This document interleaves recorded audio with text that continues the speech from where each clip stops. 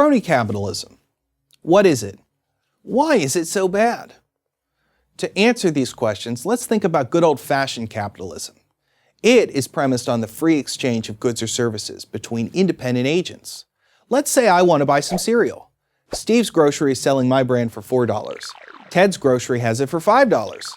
I buy from Steve, which creates the most value for both me and him. Meanwhile, Ted now has an incentive to cut his costs so he can compete better. Replicate this kind of transaction billions of times a day, 365 days a year, and that is how our economy functions and grows, or at least how it's supposed to. Now, what about crony capitalism? Let's say it's the government that wants to buy some cereal.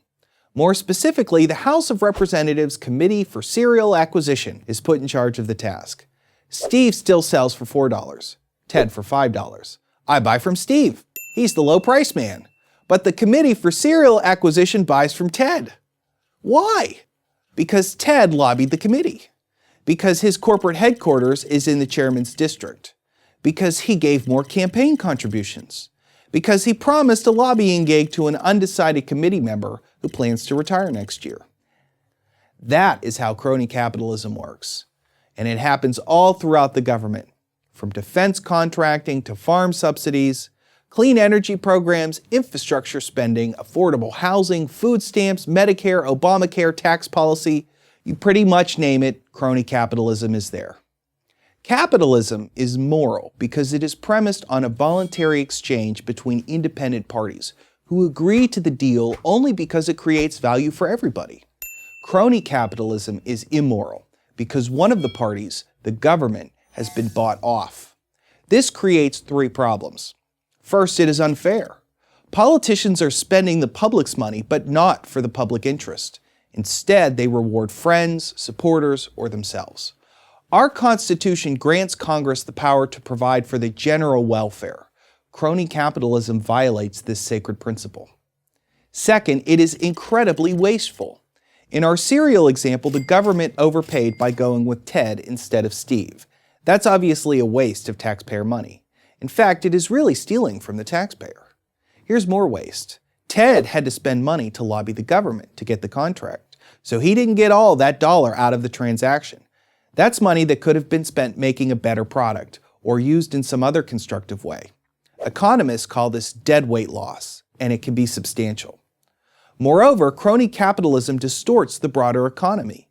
In some industries, like healthcare, student loans, home mortgages, and aerospace, the government is one of the biggest purchasers of goods or services, so its politicized decisions can have wide-ranging and detrimental effects.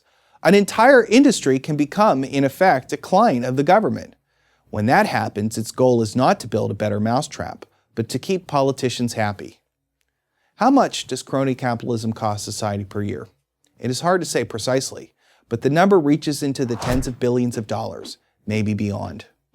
Third, it tempts politicians to break the law. Once politicians feel free to spend the public's money for their own political purposes, they are just a hop, skip, and a jump away from doing so to line their own pockets or pump up their campaign funds, or both. So what can we do? Our first task is to recognize that government must have limits. Of course, there has to be a national authority to set the parameters for society that establishes the rules of the game and enforces them.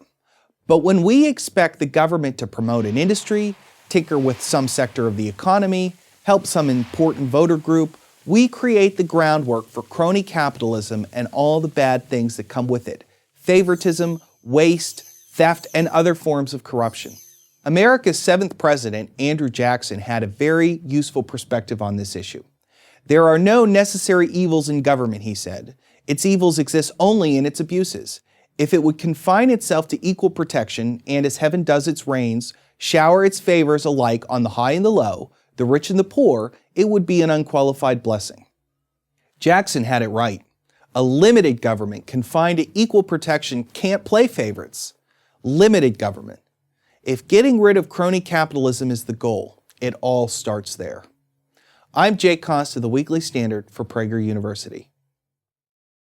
To subscribe to our YouTube channel, click here.